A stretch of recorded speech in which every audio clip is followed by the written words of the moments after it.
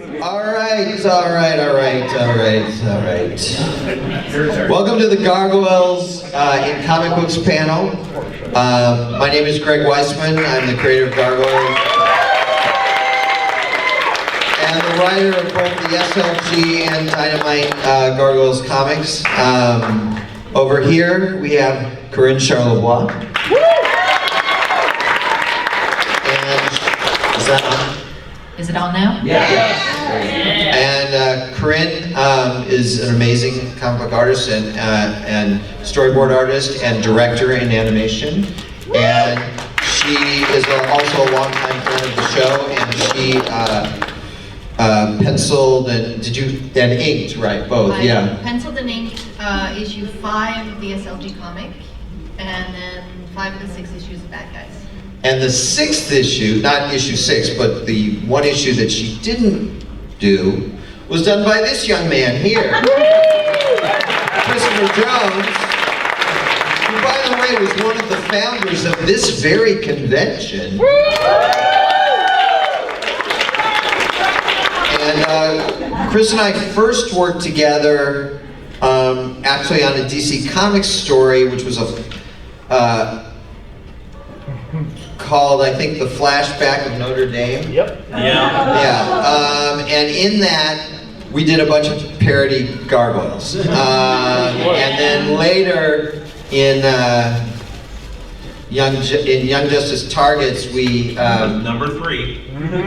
We showed those gargoyles frozen in stone on Notre Dame Cathedral, but specifically the parody gargoyles. And the folks at DC are like, we can't do this, you can't do this. And I'm like, we can, because they already existed in Flashback of Notre Dame. Those weren't parody characters, that was a callback to characters that appeared previously in an earlier DC Comics story. Yep. And it was weird, because the lawyers at DC actually smiled. And said, oh, well in that case, go right ahead. Of course, we didn't point out that the earlier one was a Justice League story and this was a Young Justice story, which means we were introducing them into a second continuity. Nor did we point out that in the original story they were parodies of the Disney's Gargoyles. Big help. There are a lot of things that you don't point out to lawyers. Fun stuff. There's a lot of things you just don't volunteer. You answer honestly if asked, but you don't bring it up on your own. No, that would be silly. Anyway, as usual at any panel that I am running, I have prepared nothing. And mostly this will be a Q&A, but I did want to do a brief sort of history of Gargoyles comics, get us all sort of on the same page, let you know what happened, what is happening, and a little tiny tidbit of what's coming. Some of you may have been, probably all of you, but some of you may have been at the, some of you I guess may not have been at the live podcast that ended, I don't know, 12 minutes ago, and didn't hear this news, but I'll get to the news in a second. So, the original, when the show was on the air, Marvel, which at the time was not owned by Disney, did about 11 issues, I think, of Gargoyles comics. It was some of Amanda Connor's first work, and allowed her to break out from being sort of relegated to doing Barbie and comics like that. And there were some great writers on it, Marty Pasco, a lot of stuff. But I was busy working on the show and wasn't able to sort of track the continuity of the Marvel comic. And although I think there's some great stories worth reading, they're not canon. They just can't be, because there's just stuff in there that doesn't fit our continuity, and you know, I feel a little bad about that, but not a lot bad about it.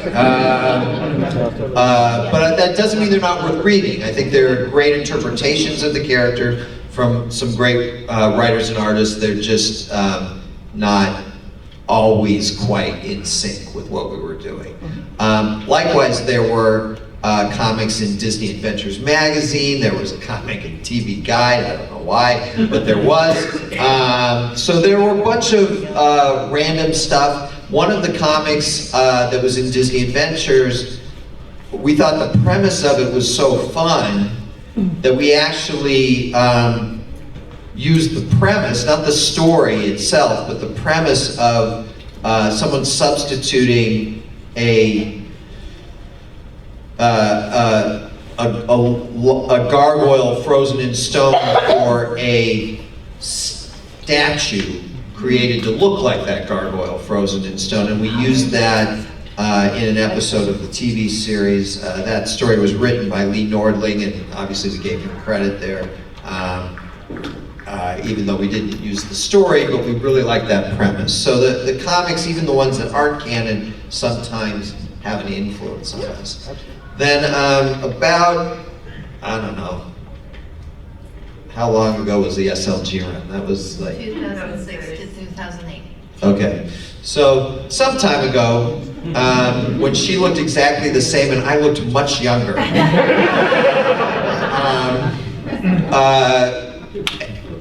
a couple friends and I, Greg Guler, who was the original character designer on Goliath, on Angela, on Demona, and I partnered with another Gargoyles fan named Marty Lund. I don't know if you guys remember Marty, some of you probably do. And we tried to form a little company called Creature Comics, and we approached Disney about getting the license to doing Gargoyles. And they tried not to laugh. But what was nice was they said, look, you guys have no track record, we can't do this, but we've got this thing going with a company called SLG, and would you be willing to partner with them? And we said, yeah, sure. And they said, okay, we'll call them and see if they want to partner with you. And the short answer was no. But the good news was Dan Votto, who was the head of SLG,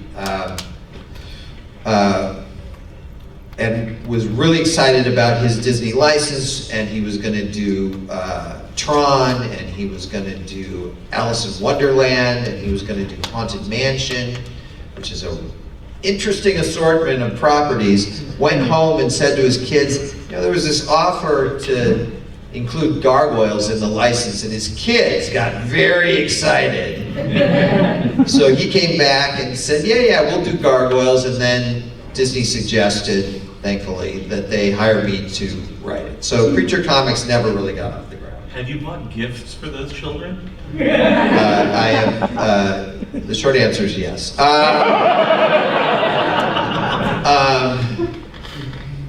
In fact, I'm not saying I did, but who knows, maybe I brought gifts from them before that happened.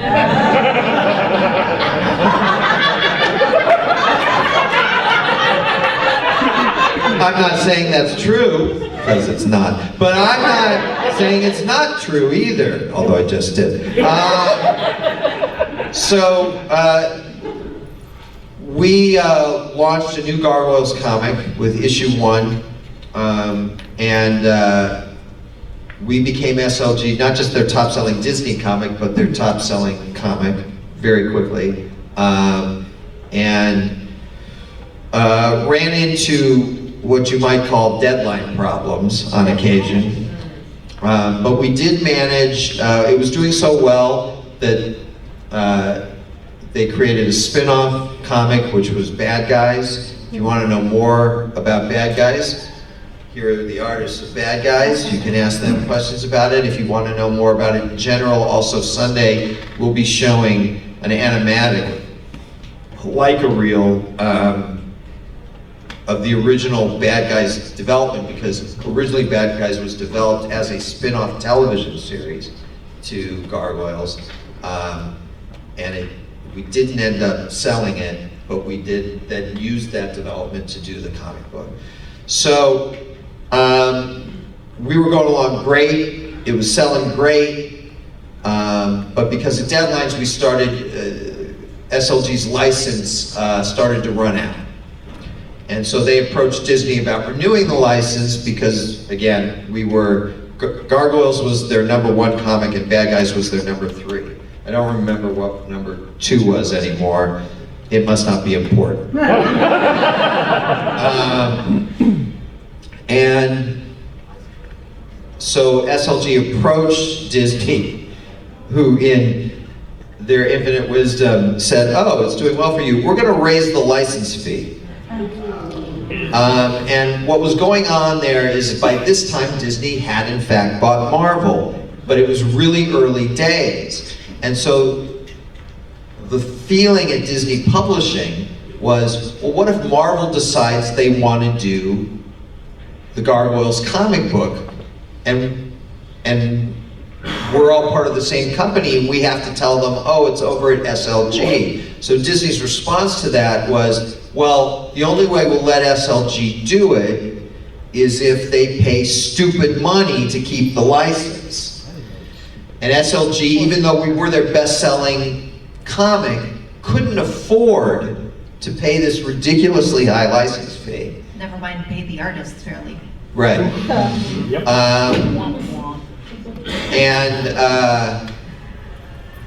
And so they had to let it go.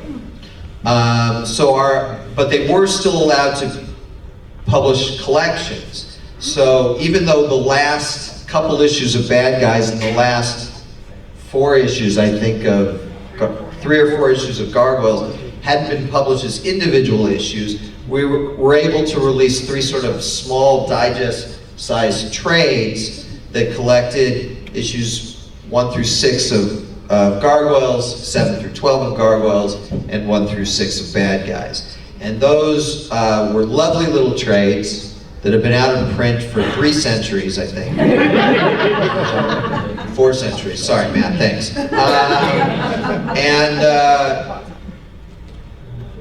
And then that was it for a very long time. Because Marvel was like, no, we don't want to publish Gargoyles. So they just took a pretty decent selling comic book and drove it into the ground for no particular reason.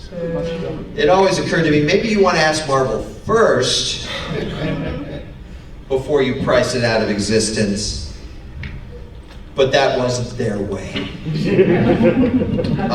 That is not the Disney way. So a lot of time passes, and then thanks to Chris, who introduces me to Nate Cosby, an editor, freelance editor at Dynamite Comics. And Nate contacts me and says, hey, we've got the license to Gargoyle Comics, and we'd like you to write it. And I said, great. And he then attempted to talk me into it, like it was a sitcom where I keep saying yes and he keeps hearing no. And finally I had to go, Nate, I said yes. He's like, what? I said yes, I want to do it. Oh, thank God, you're the only writer I had on the list. That was really flattering. I don't know if it's true, but I like to think it is. And so we came out with a new Gargoyles #1. Keep in mind this is now the 3rd Gargoyles #1 from Dynamite Comics, which was in fact and continues to be, at least up till even a week ago, Dynamite's best-selling comic ever.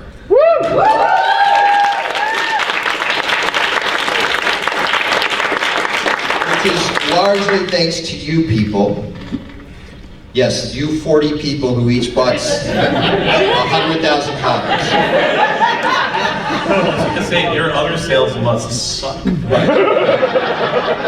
You're welcome! Yeah, actually, there was a print run of 200,000, which for an independent comic is huge, and so it did extremely well. Of course, they did have 916 variant covers. That would be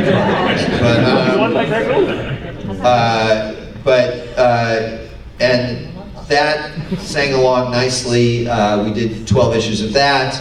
We did a Halloween special We did 6 issues of Gargoyles Dark Ages spin-off, prequel spin-off. We are in the middle of a 5-issue spin-off, Gargoyles Quest now. I hope you're all buying that. The 3rd issue comes out this month. And that will be followed, I'm pretty sure, by this project that I'm working with Frank Parr, who was my co-showrunner on the original show. Frank came to me with this idea, which fit perfectly with my thinking, and so Frank is going to pencil and ink it, and I'm going to write it, and we both co-plotted it together, and I can't tell you what it is yet. But it's very exciting. On top of that, we had Dynamite had a Kickstarter to republish 3 volumes. The old Marvel 11 issues, which I'm glad is also getting to see print again. The 12 issues of Gargoyles in Volume 2 from SLG, which I'm extremely glad is going to be seen again. And the 6-issue Bad Guy mini-series in Volume 3, which I'm also extremely glad is going to be back in print. And those are coming out shortly. And then the first half of the Dynamite Gargoyles arc, which was called Here in Manhattan, the first half, the first 6 issues, have been published in a trade, both in hardcover and softcover, and that's out already. I assume you all have it. I do not. Okay, so you're not the only one. I don't have it yet because Dynamite hasn't sent it to me yet, and I'm too cheap a bastard to go out and buy it online. Actually, I did buy it as an e-thing, but I'm like, okay, I paid for it once, and you should be sending me copies of the actual book. And they're like, yeah, we'll send them. We'll send them. When? It's a whole other conversation. Anyway, that's what's happened, what's happening, and what is going to happen. And other than that, do you guys have anything you want to say before we open it up to Q&A? Before you move down to the Kickstarter, I was just going to ask, and how well did that Kickstarter do, Greg? That Kickstarter did extremely well. That Kickstarter was for $50K. Which we got in less than 2 hours. We funded in less than 2 hours, and we wound up getting $925K, is that right? And $1. And $1. You're welcome for the $1. And let me just say that I love our fans, and I'm so grateful that they jumped in and funded that much. And yet I have to admit there's a part of me saying, you got that close and you couldn't get to $1 million? Seriously? I mean, we asked for 50, you got it past 900, and you couldn't go all the way to $1 million? What's wrong with you people? In a nutshell, this is what it's like working with Greg. Is this on now, by the way? Yeah. It's on now, okay, good. Anything else, or should we open it up? We should open it up. Opening it up, officially. Who's got the first question? First question is always toughest. There's no mic, so just stand up and shout. All right, this is a question for Greg and Karine. Karine, I was going to ask, I was one of the last people in line at the 30th anniversary panel last night that Evan got cut off. I was going to ask Erin why she picked a turtle, and how difficult it was for you to draw the scene with the mutates in Bad Guys, specifically Tasha, you know what I'm talking about. How hard was that scene for you to draw? And in Greg's case, I wanted to ask, what's it like working with Frank again? Does it feel like it's 30 years ago all at once? Or did you just get right back into the thick of things, or what? Basically, I want to hear more about that. Okay, so I'll start about why she became a turtle. Yeah. And then you talk about that, and then we'll go back to me for the Frank. Great, okay. thanks. So my kids are Aaron and Benny. They are now very much adults. Erin's married. She's here at the con. If you might have seen her at the panel, and she'll be on the Young Justice panel tomorrow as well. My kids are objectively amazing. Absolutely. I know I'm biased, but ask anyone who knows them. My kids are objectively amazing. And when they were little, when we were doing Bad Guys, I said, hey, would you guys like to be mutates? And they said yes. And I said, okay, well that means you get to each pick an animal. An armored animal. Well, no, the armor was because of what they chose. Yeah. So I said you can each pick an animal that you will be, mutated into. And they knew what that meant. They've been watching Gargoyles since they were in utero. Not optionally, by the way. You guys, you had a choice. They never really had a choice. And Erin picked, I think it was a tortoise. I don't think it was a turtle. Yeah, it was a tortoise. And Benny picked a roly-poly bug. I thought those were extremely interesting choices. And the thing that they had in common was armor. So I was like, okay, that's what Severius is going for. He's going for armor. And by the way, we'll get to, but once we published that issue, I had all sorts of people saying, why do you hate your kids? And I'm like, no, you don't understand. That's what they wanted to be. They were very excited and thrilled to see them drawn by Karine as mutates. Did they regret it as adults? No. So when I first heard about this and all that, I started coming up with designs of, I mostly played with Erin's version of a tortoise to try and get as much as I could to make her look like an animal more than a human. I have a big issue with female mutates in media being portrayed as human women with just ears or a nose that's off. So I didn't want to do that. I really worked on the version of Erin to look like a proper tortoise with the shell being heavy on her back and all that. Benny as the pill bug was a lot of fun to design. You also got to draw Benny as Benny. I drew Benny as Benny with the T-shirt that has a gargoyle on it that says "I believe."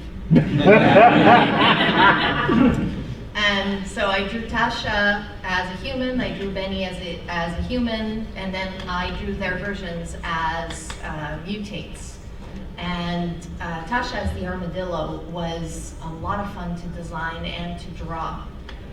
Coming to the scene where we reveal that Tasha has committed suicide, knowing that there's not going to be a way back, that was emotionally, okay, I have to portray this in such a way that it's obvious what happened without being gruesome.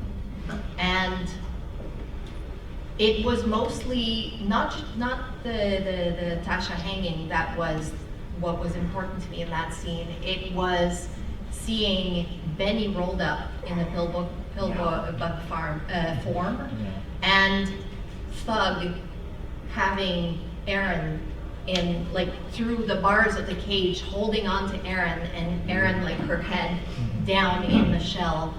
And this trio was what I wanted to really show as the important emotional moment in that scene. And I think it worked quite well. Thank you. Frank, Working with yeah. So it's great. It's fantastic working with Frank again. It's actually in some ways better than when we did this show. Sweet. Frank and I were a fantastic team. I think when we first started, I'd been an executive for 5 years, and I think that made me suspect. But very quickly, we both appreciated each other, But during season 2, particularly toward the end, we had just an incredibly intense schedule. And so things got tense between us at times. It was always about making the show better. It was not about egos. But I do remember, for example, I think I told this story on the podcast, so forgive me if you've heard it before. I don't really care, but forgive me. You know, one time we were working on Avalon Part 2, I think, and Frank comes in and he goes, and he's furious. He's like, this script doesn't work. It doesn't work at all. And Dennis Woodyard was also there because Dennis was directing that episode, and he was trying to keep us from killing each other. And he came in yelling, so then I started yelling, and pretty soon, you know, everyone on the hallway is terrified because Daddy and Daddy are yelling at each other. What if they get a divorce? Which one do I go with? And then we're yelling at each other. He goes, and it doesn't work. There's not even a fight on the beach. And I'm like, well, I could put a fight on the beach. And he's like, oh, okay. He goes, great. And he leaves. And I'm like, seething. And I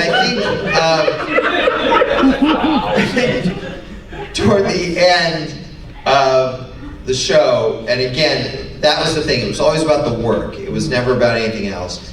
But we were maybe not appreciating each other by the end as much as we should have. I think that's fair to say. I think he'd agree with that. And we both wound up going to DreamWorks, where we had another screaming fight about a show that neither of us ended up working on. Wow. And then something changed. I think we moved on, worked with some other people, and we both worked with great people, but we've also worked with some people where it wasn't about the work, and where the fights sometimes were about other things, let's just say. And we came to sort of realize how good we had it. And so in the last, I would say, frankly, 20 plus years, he and I have been great. So on one level, when he came to me with this idea, I'm like, this is fantastic, and we've just been excited about it, and it's fun to be working together. It's been a while, and it's just been a blast. And like I said, I actually think it's a little easier than it was toward the end of season 2. I think we were good at the end of season 1 and at the beginning of season 2, but by the end of season 2, we were maybe a little stressed. And I really do think that was not about us. It was just about this impossible schedule that we had been given to do 52 episodes on a 10-week sliding schedule. It was really nuts. And I, to this day, I'm not quite sure how we survived. I was much younger, that helped. Now I'm, as I said earlier today, quickly turning into Abe Simpson. But back then I had so much energy. Anyway, Thank you. Next question? Yeah. Mine's a bit of a hypothetical question. Oh, and my one favorite. for you as a creator, a collaborator, and a writer. If the dream came true and you had the opportunity to be involved in a continuation of the animated series, would you feel that you had to keep it true to the comics and the canon that has come after? Or would you be open to collaboration and some deviation from that? And why?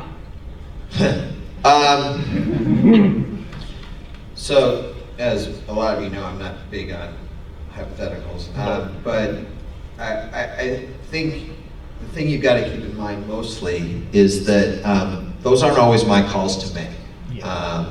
But if you're saying in some ideal world where it's up to me, when it almost never is, I would, the SLG, not the Marvel books, but the SLG books and the Dynamite books are all canon as far as I'm concerned. And so if we got to make an animated series again, got to do more episodes, and it was up to me, those would still be canon. I love that we brought Katana and Nash into the fold, and Foo Dog. I love that Cold Stone and Cold Fire have become regulars. This stuff means a lot to me. What we did in Dark Ages, the backstory that we created in Dark Ages, stuff that I've been wanting to do for, I don't know, 30 years. Is, well, actually that's not true, 29. You know, all this stuff that we've been doing, I mean, not every detail, but the big picture stuff has been part of the plan from way, way back.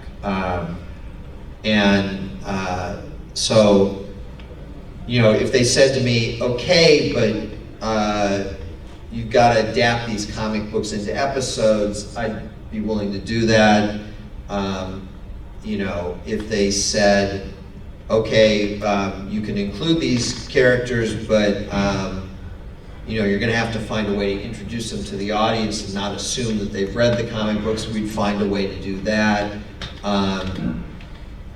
But again, those decisions aren't mine to make. In fact, if they decided to make a new Gargoyles cartoon, they don't have to come to me. I like to think they would, but they do not have to. And so I don't get to make those decisions. If I'm lucky, I get to participate in those decisions, but I don't get to make them. So, so the short answer is I don't have any clue, but the longer answer is what I just said. Matt? I had a question about, with the comics, they've always been, you know, 6 issues or 12 issues, depending on if it's a spinoff or not. With Quest, we see 5 issues, and you're saying the upcoming one would be 5 issues. Is that a creative decision, or are you guys? No, that's a Dynamite editorial decision that I'm sure it has something to do with economics above my pay grade, but they have decided that 5 is the ideal miniseries length for them. I mean, I was wondering if maybe it was because of Trick or Treat, they would put it in a trade with Quest maybe or something like that, or that was the idea, or it was just they want 5? Yeah, I don't know what the plan is in terms of putting Trick or Treat into one trade or another. That hasn't been discussed yet, but I don't know if they plan on sticking it at the end of the second half of Here in Manhattan. But I think it's a better idea to put it with Quest. But again, it's not up to me. I mean, that business. The good news is that from a creative standpoint, it is really giving me tremendous freedom to tell the stories I want to tell. But in terms of how many pages per issue, how many books per series, I mean issues per series, those kind of business decisions, those I don't make. Those they tell me, here's what you can do, and then I try to do the best creative job I can within those parameters. Kevin. Aloha, all of you. I am here cosplaying Antoinette Dracon. I don't know if I'm the first person to do a Dynamite era cosplay, but I think we're probably pretty close if I'm not. So I'd be remiss not to ask.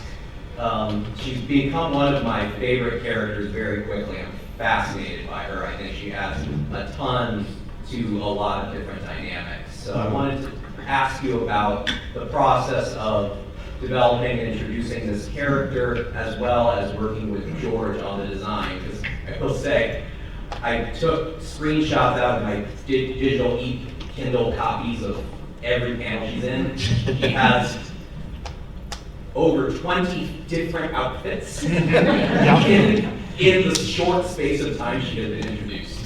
Can I just say that if she ever appears in a cartoon, she will not be having 20 different. We'll be lucky if she has 2. I promise you should have 1. Yeah. I would hope so. Yeah, George just really, honestly, George fell in love with that character, and he went to town. Antoinette's a character that I've had in mind again for, I don't know,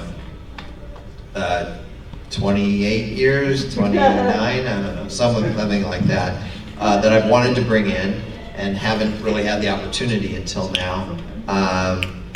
I do think she's a lot of fun. I'm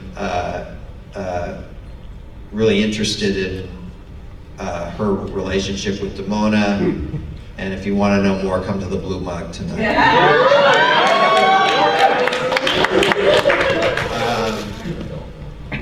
Did that answer the question? I don't even know if that answered the question. Yeah, I mean, I wanted to know what the process was developing the look of the character with George. So what I said to George in the script where she's introduced, the very first time she's introduced, is I'm like, this is Tony Dracon's twin sister. She should have the same coloring as Tony minus the skunk stripe. And you know, be more or less the same height, but they're obviously fraternal twins, not identical twins, which would be challenging. So it gave him some freedom, and George chose the hairstyle, George chose her clothing style, and her clothing style, and her clothing style. And I was knocked out by it. And then, you know, we had to make sure that her coloring matched Tony's. Otherwise, I really, you know, George did some incredible work on that whole series, all 12 issues. Now he's doing Hercules. I'm like, can I have George back? No, he's doing Hercules because he's Greek. So, are you serious? And they're like, yeah. So I guess he felt like he really wanted to do Hercules. Although I know for a fact, the thing George wants to do most is Spider-Man. Yeah. George is a massive Spider-Man fan. Nice. But anyway. So yeah, it was really George who set the look beyond those basic parameters that I gave him. Thank you. Padraig? I have a technical question, Greg. In terms of story structure or writing technique, is there anything you found you can do in a comic book format that wouldn't work or wouldn't work as well in a 22-minute episode? The best example of that is probably the three-parter we did in the SLG days, which was the Rock and Roll, and Rock of Ages, where I kept bouncing around in time. You could do that on television. In kids programming, I think a lot of executives would balk. But I do think that I couldn't do it to the extent that I did it in those 3 issues. Because when you're reading a comic, you can turn the pages back, you can go check if you're, or you can read it straight through and then go back and try and figure out the chronology and that kind of thing. If you're watching a television episode, that's unwieldy. I mean, you know, even if, you know, you're hot on your remote control and you're going, it's just you know, it's a real pain in the ass. And I like to think that stories play through, but we did a chronological radio play version of it at one of the gatherings, I think. 2008. Okay, yeah, it's horrible. I mean, we had fun performing it, I think, but I didn't think it worked. Yeah, it was the juxtaposition of all that stuff, and I did it so much in those 3 issues that I don't think I could duplicate that at that level on a television episode. I think it would be abusive. No, I thought it worked. I thought it worked very well. Yeah. Time is an illusion anyway. Right, agreed. I'm not old at all. Yeah. So this is a question for Christopher and Karine. Thank God. Anything I ask you would probably get a spoiler. everybody. So I just wanted to know, who was your favorite character to draw in the comics, and who was your most challenging character to draw for the comics? For my part, I've been drawing these characters since they came out on TV, so I struggled with Goliath, keeping him in model. Okay. You did good. I did good, but there are panels that I look at and I go, Goliath had been difficult in several instances. Honestly, I enjoy drawing all the characters. I find something fun in all of them. And I think that, like I look back at the SLG comic before coming to the con, and I remember how much fun I had drawing all of these characters from the Redemption Squad, because they're also different. And so I get to play around with a lot of those characters, and I just enjoy drawing these characters, and I enjoy drawing gargoyles as much as I enjoy drawing humans. It's just fun. So, yeah. My Gargoyles comics experience is limited to the single issue, and the cover of a book that we never got to do. Yeah. And I had meant to revisit that issue before coming to this convention, but I was very busy. So it's been a while. I don't really remember in terms of like particular characters that were a favorite or least favorite. What I remember is, when you come onto a comic doing a fill-in, it's kind of an odd spot to be in. You don't have a chance to really like marinate in the subject matter and get up to speed. You really don't have a chance, working on anything that's based on animation property. You have a certain art style and look that you're trying to do beyond, if I got hired to draw Batman or Superman for DC Comics, certainly there's a certain look that those characters have to have for the publisher to sign off on. But if I'm drawing Batman from a specific animated TV show, well, now I'm having to draw it in the style of that show. So it was all of those considerations, plus I was doing a fill-in issue in the middle of your 6-issue run. I was so grateful because the schedule was killing me. I was working full-time and doing the comic, working full-time on another job. Plus you had kids. And doing the comic, and very young kids. Yeah. But given all of that, my basic concern was do something that's going to fit as seamlessly into the middle of that run as possible. So the thing I remember, looking back, it was like solving storytelling problems. There was a page that was like kind of a time sequence of panels that was in like one character's hotel room, and I was trying to figure out how to make it visually interesting, but include the information we needed in each panel to communicate what was supposed to be happening at that moment in time. And then the fact that they spent a lot of the issue fighting these big robots, which just in my mind was like, oh, cool, Superman Fleischer cartoon robots. So that's really my memory of it. But it was much more about, my memories of it are much more in terms of just coming in to do, 20 pages? How long were those issues? 20, 22? 22, I think. Yeah, 22 pages, and then step out and have it just fit into your body of work. So, I'm afraid I don't have a great favorite or least favorite character to draw answer. I will say that after having done issues 1 and 2, and then seeing Christopher's work on issue 3, it kicked my ass. Oh no. No. Oh, it did. And the following 3 issues, 4, 5, and 6, the art is really a lot better than it was in issues 1 and 2. I agree. Because I saw his art, and I saw where I could do better.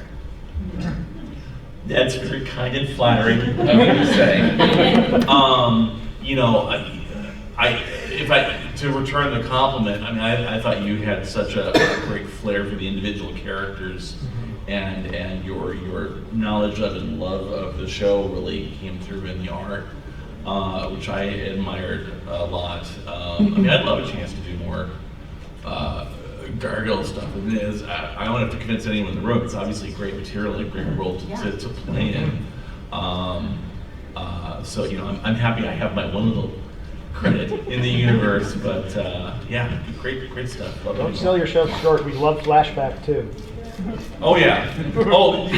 Yeah. I mean, to speak to the experience of doing the thing for DC that Greg alluded to earlier. I mean, that was so freaking shameless. Basically, we Have you met me? Wait till you see the radio play. We had a list of character names that, like, every character was just a clear one-to-one analog of a specific Gargoyles character. I don't know what you're talking about. So to get away with, like, oh God, is there any chance DC will let us do this? Instead of having them be absolutely the animation model, but like a different color or something like that, I drew them a little more anthropomorphic bat-like. I gave them kind of different bat noses and things, just to set them apart from the animation designs. But really, DC's good with bats. But really, it's like this one anatomical bat feature stuck onto the middle of what is otherwise like Goliath's face.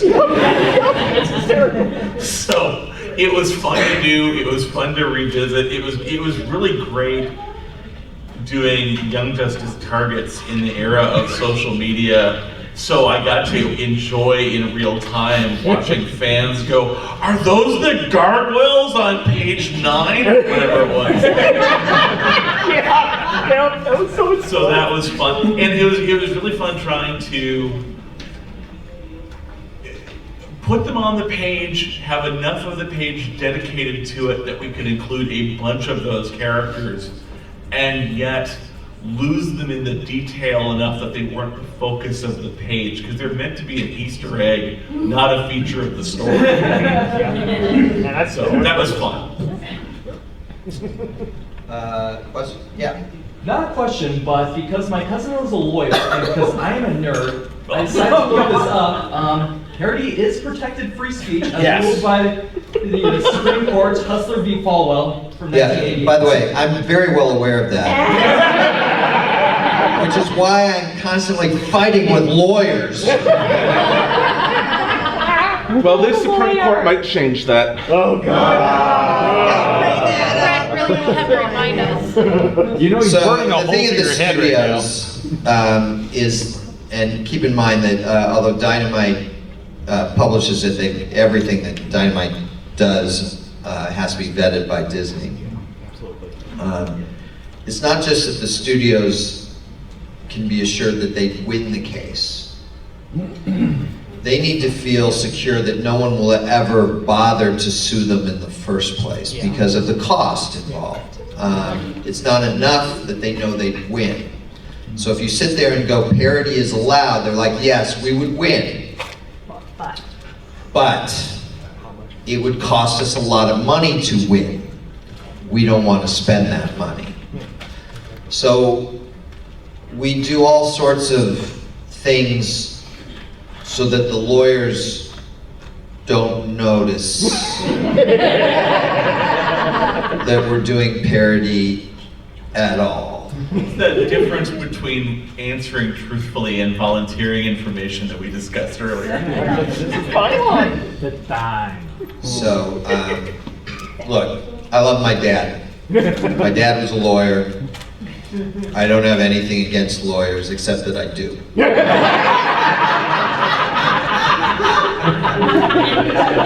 In other words, whatever they don't know doesn't hurt them. Actually, they know, they're just not saying anything. Yep. Sometimes they may know and then they let it go. I mean, and sometimes you can make an argument. I learned from a Disney business affairs guy a long time ago, this term is de minimis, which means that it's such a small reference, it's insignificant, and so there's nothing there. And I have used that phrase so many times with lawyers, and they like it. It's like, oh, you speak our language. Unfortunately. but every once in a while they're going, yeah, it's not de minimis enough. So it's a mixed bag, but yeah, it's not enough that here's the law, you would win. That's rarely the issue. The issue is, could we get sued over this? Not whether we win the suit, but could we get sued at all? And that's a frustrating attitude for them to take, because the truth is that you can get sued by anyone at any time. Nothing stops someone from filing a lawsuit, no matter how ridiculous it is. But they want it to be in such a thing that the lawsuit's so ridiculous that a judge would throw it out instantaneously. That, you know, or that no lawyer would take the case in the first place. But the history of Gargoyles is a history of lawsuits. We got sued by the Gargoyles sunglasses company during season 1. They're like, you can't use the name Gargoyles for your TV show. We have a trademark on that. We're like, guys, you have a trademark in sunglasses. But you can't copyright the word gargoyles. Gargoyles exist, it's out there, you know. And our lawyers defended us. It helped that we already had, you know, hundreds of thousands of dollars invested in property. But there was a point, I don't know if you remember, at the end of the pilot where Brooklyn is wearing sunglasses.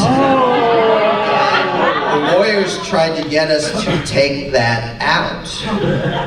And my boss, Gary Kreisel, God love him, said, it'll cost us more money to take that out than it'll cost to pay your guy's salary to fight this.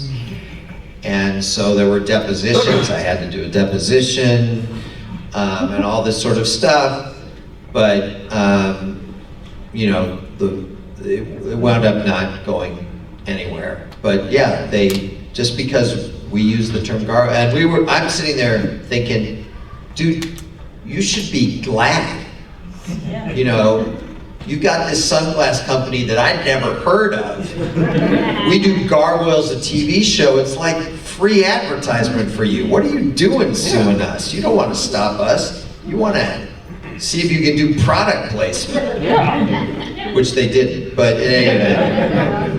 that's the tricky thing. It's not about who wins or loses. It's about who has to spend money. Next question. We've got time for one or two more. Yeah.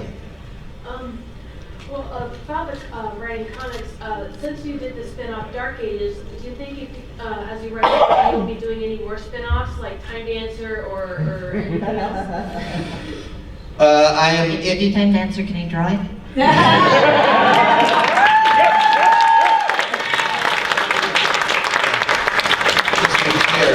I'm not the editor of the book, I'm the writer of the book. It's not up to me who draws it, but I have suggested both these people to draw in the Dynamite run, and it hasn't worked out yet, but I'm hoping it will eventually. I greatly value these two human beings as artists, and would love to have them work on it.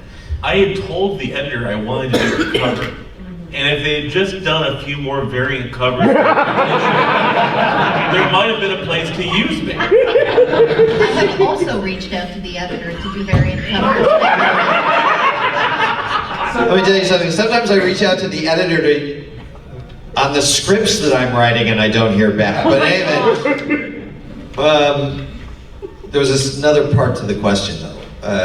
What was the original question again? Oh yeah, Time Dancer and stuff like that. Yeah, I would very much like to get to all the spin-off ideas eventually. Again, it's largely a commercial thing, like Dynamite and Disney decide, like, so they said, hey, Gargoyles is doing great, we want to do a spin-off. What do you got? And I said, well, as it happens, I've got 8 ideas for spin-offs. And I pitched all 8, and they chose Dark Ages.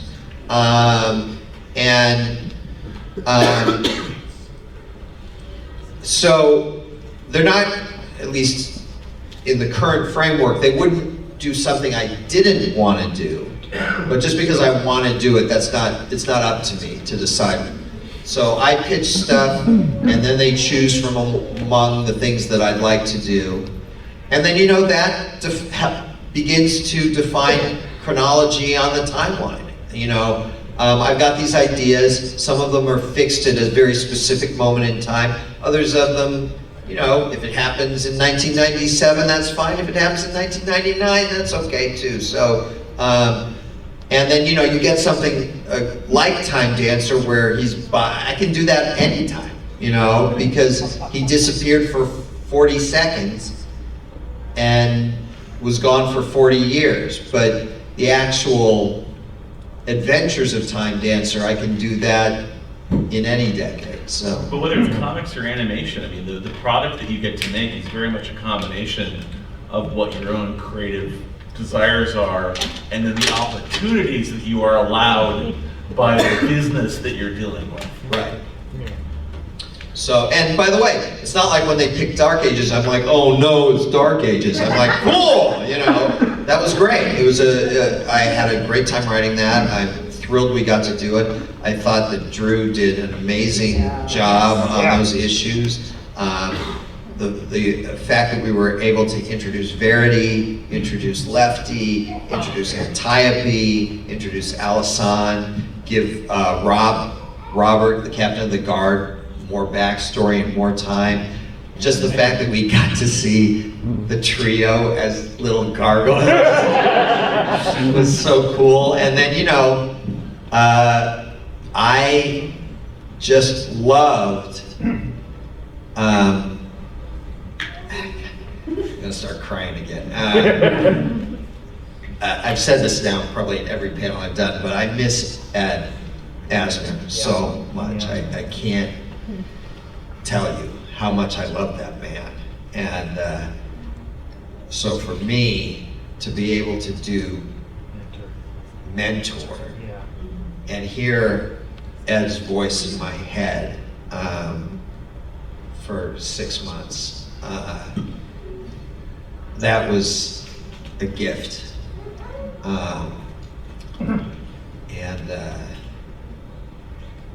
Not to bring the whole room down, but it was truly a gift. So, but if they had said, hey, we like all these, but let's do Time Dancer, I would have been thrilled about that too. So the fact is I've got way more stories to tell than I have years to live. And I want to get to all of them eventually. But I don't always get to be the one who decides which we do when. And I think that it has worked out really nicely, and Gargoyles Quest fit in, which was a story I wanted to tell, fit in really nicely coming out of here in Manhattan. It just really seemed to click, and I think it's something I said the other night, something about Gargoyles, it just always seems to click together. And in ways that sometimes mystify me. Because again, not all the plans have to do with solely with creative. A lot of them have to do with business decisions, and that I'm not, the final say on. And yet somehow still things seem to click together. We have time for one more question. Anyone? Yeah, back there. Are you more of the Stanley school of just quick notes when you're writing for comic books, or are you more of the... You're all laughing, I can't hear the end of his question. What was the second? Or do you write everything out to that? I'm full script guy. I started in the business writing Marvel style at DC back in the 80s. And then I saw a script written by Alan Moore. Whoops. And I do not write at the level of detail that Alan Moore writes, by any, not even by any stretch of the imagination. But I did find that for me, my work worked better if I worked out these things in advance. Now that doesn't prohibit me, once the art comes in, of saying, okay, I'm gonna move this balloon to this panel, or oh wow, the art covered this, I don't need to spell it all out in the dialogue. I'll make little changes after the art comes in, but I like to, I'm a control freak, everyone knows that, that's not news.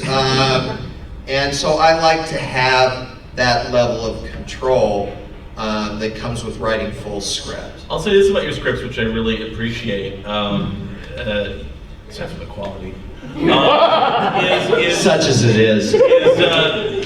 Not only are your scripts, clear and easy to follow, but like at the back, you put a list of characters, locations, just all the basic nuts and bolts that the artist is going to have to deal with, which is such a convenience when you're having to absorb and process a script every month. And just things like, I've had scripts where it says a shadowy figure appears in the doorway, and you'll find out 17 pages later who that character is. But when you're drawing it, it's nice to know when you're working on that page to have the information right there, like, who is this supposed to be again? And Greg will say, well, the reader doesn't know yet, but it's really blah blah. You format your scripts in a way that are very easy on the artist and make our jobs easier, not harder, which I appreciate. Definitely, as the artist, you should not be kept in the dark as to who is exactly in the shadows and what the mystery of the story is. You're the artist, you're supposed to know what the story is when you draw it, and definitely get all the information we need. Our job is to make it a mystery to you guys. Yeah. Okay, we're out of time, but there's only one other hand up, so go for it, go for it. No. It's not a comic question. No, okay. It's not a comic question? Yeah, no. Well, then you're at the wrong panel. Find it later, there'll be opportunity. Oh yeah, he'll be going for Did you have one? Can I ask a silly hypothetical comic question? You may not get an answer, but you can ask the question. Specifically for Greg? Yeah, go for it. Quickly. Last year was the 30th anniversary of Mighty Morphin Power Rangers. Oh no!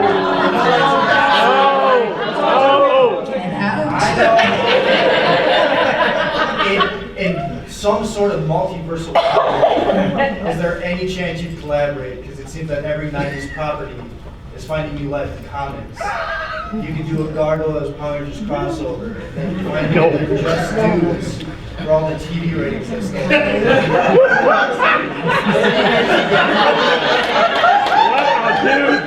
Aren't you glad you took that last question, Greg? I'm going to say,